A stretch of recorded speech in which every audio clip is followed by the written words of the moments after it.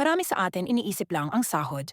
Marami sa atin, sa araw-araw na pagpasok sa trabaho, ang pangunahing iniisip ay ang sahod. Gising ng maaga, sakay sa masikip na jeep o tren, tiis sa init, traffic at pagod lahat para sa sweldong hinihintay tuwing kinsenas at katapusan. Ngunit sa paglipas ng panahon, minsan nakakalimutan na natin ang ibang mas mahalagang bagay. Ang kasiyahan sa ginagawa natin, ang pagkatuto, at ang layunin kung bakit tayo nagtatrabaho. Naging routine na lang ang lahat pasok, trabaho, uwi, ulit-ulit. Ang tanging motibasyon ay ang perang makukuha. Hindi masama ang umasa sa sahod. Ito ang bumubuhay sa atin at sa ating pamilya. Pero sana, huwag lang tayo tumigil doon. Sana matutunan nating pahalagahan ang bawat araw sa trabaho, ang mga natututunan, ang mga taong nakakasalamuha, at higit sa lahat, ang ambag natin sa mas malaking layunin.